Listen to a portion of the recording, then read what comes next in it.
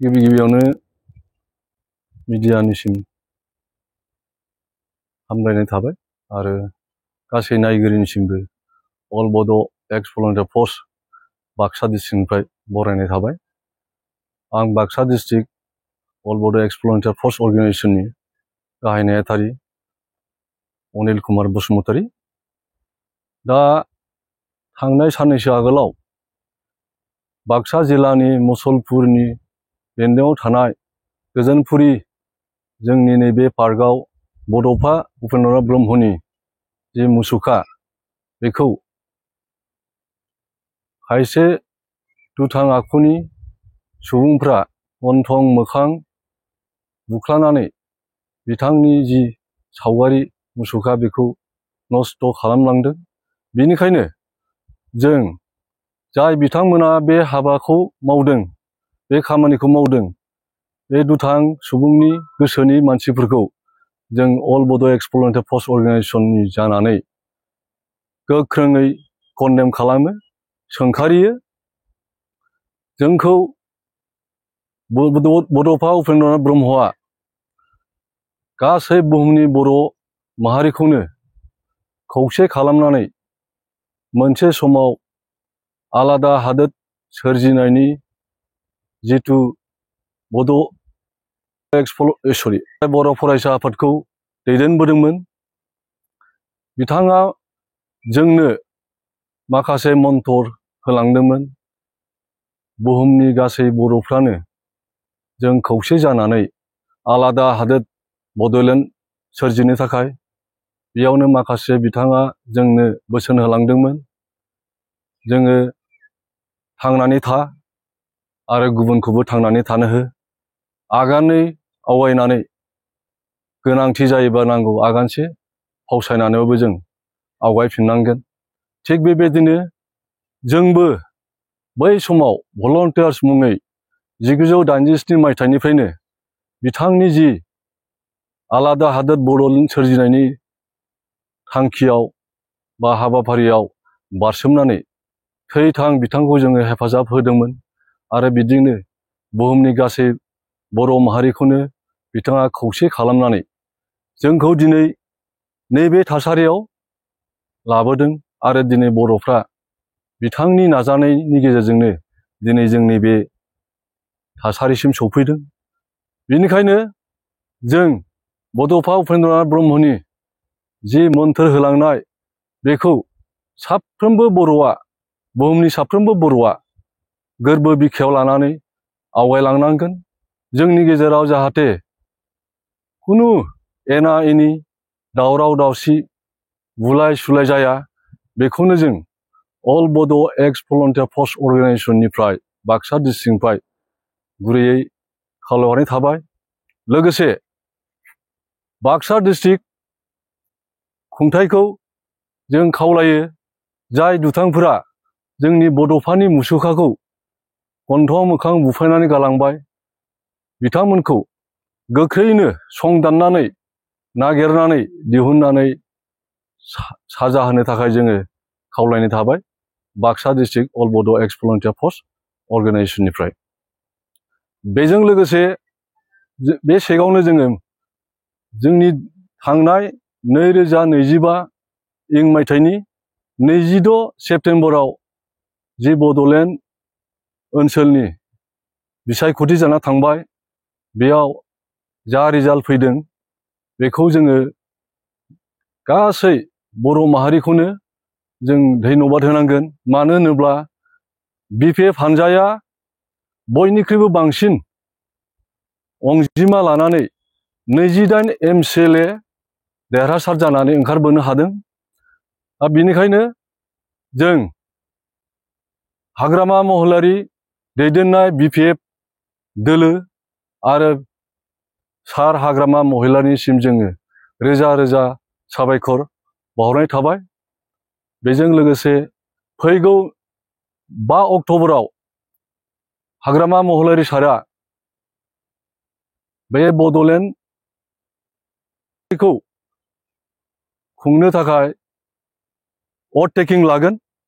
बिनि उनाव बिथाङा बे BTCनि चिफ जागोन।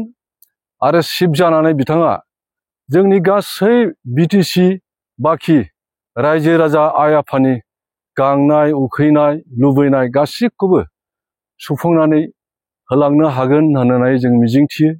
आरो इयुनाव बिथाङा थांनाय 17 बोसोराव जेसेबां खामानि मावदों बिनिख्रुइबो बांसिन खामानि मावलांनो हाथों, गोहो बोलो मोनथों आरो गासै बिटिसि बाखि रायजोआनो बिथांखौ गोरबो बिखानिफ्राय हेफाजाब होनानै बिथांखौ गोबां खामानि मावनायाव मदद होयो जों बेखौ जोङो अल बड' एक्स भलुन्टियार फर्स अर्गानाइजेसननिफ्राय गुरैयै खावलायहरनाय थाबाय। बे सिगाङावनो बर' फरायसा आफादनिसिम मोनसे गुरैयै खावलायहरनो नाजादों। जाय बिथांमोना दा सेन्ट्रेल डिस्ट्रिक्ट आनसलिकआव बिबान लानानै दं बिथांमोनखौ जों दा मिन्थिनो मोनदों गासैबो बिथांमोना हाबा जानाय सुबुं गोजा। मानो होननानै बुङोब्ला जेब्ला सासे सुबुङा गावनि संसार जानायाव गथ' गथायखौ लानानै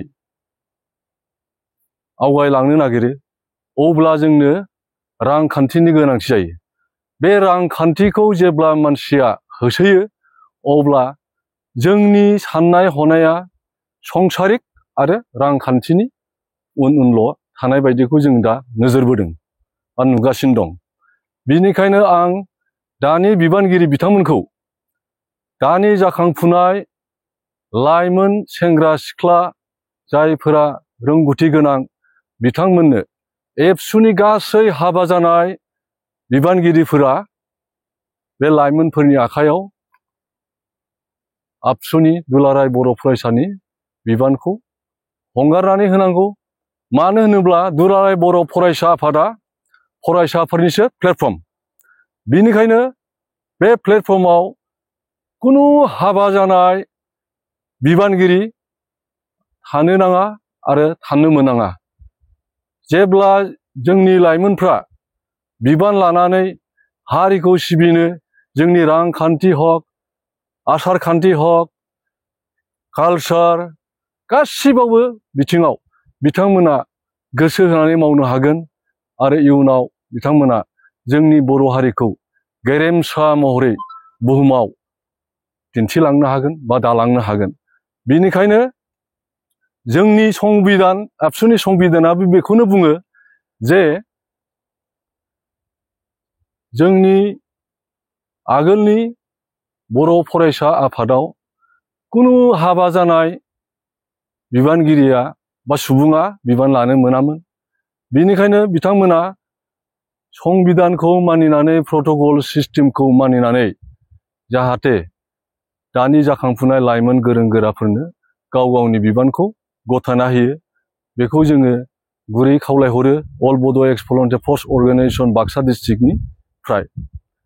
लोगोसे जों दा नुनो मोनदों जोंनि आबसुनि बा अल बड' आबसुनि दुलाराय बर' फरायसानि हालोदा लासै लासै जोङो माने दुरबल जालांनाय नुदों। थिग बेबायदिनो जुदि लाइमोनफोरनि आखायाव जुदि जोंनि दावगाफुनाय रोंगौथि गोनां लाइमोनफोरनि आखायाव जुदि हगारना होआबा लासै लासै जोंनि दुलाराय बर' फरायसानि जि गोहो बोलो बियो लासै लासै लोरबां जालांगोन आरो लोरबां जालाङोबा लासै लासै जोंनि थासारिया हारिनि थासारिया गाज्रि जालांगोन। मानो होनबा दुलाराय बर' फरायसा आफादा जेब्लाबो बुंबोगासिनो दं दुलाराय बर' फरायसाया जोंनि हारिनि सिनस्रि। जुदि हारिनि सिनस्रिब्ला बे हारिनि सिनस्रिखौ हारिनि सिनस्रि महरै जुदि दैदेनलांनांगौब्ला जोंनि लाइमोनफोरा रोंगौथि गोनांफ्रासो दैदेननांगोन। मानो होनब्ला दानि दिनाव जों नुनो मोनदों जाय बिथांमोना हाबा जानाय सुबुंफ्रा बिबान लानानै दैदेनलांगासिनो दं सम सम बिथांमोना अबेबा नङा अबेबा समाव अबेबा नङा अबेबा राजनिति दोलोनि उन उन खारनायखौबो जों नुनो मोनदों। जाहाथे राजनिति राजखान्थिनि खिबुआव बा उनाव खारा जों बेखौनो गुरैयै खावलायहरो बड' फरायसा आफादनिसिम। जोबथारनायाव अल बड' एक्स भलन्टियार फर्स अर्गानाइजेसननिफ्राय गुरैयै खावलायनाय थाबावबायदि दुलाराय बर' फरायसानि हाबा जानाय जायफोर बिबानगिरिया दङ बिथांमोना गोख्रैनो बिबानखौ हगारनानै दानि जौगाफुनाय गोरों गोरा लाइमोनफोरनो बिबानखौ गथायनानै होनांगौ।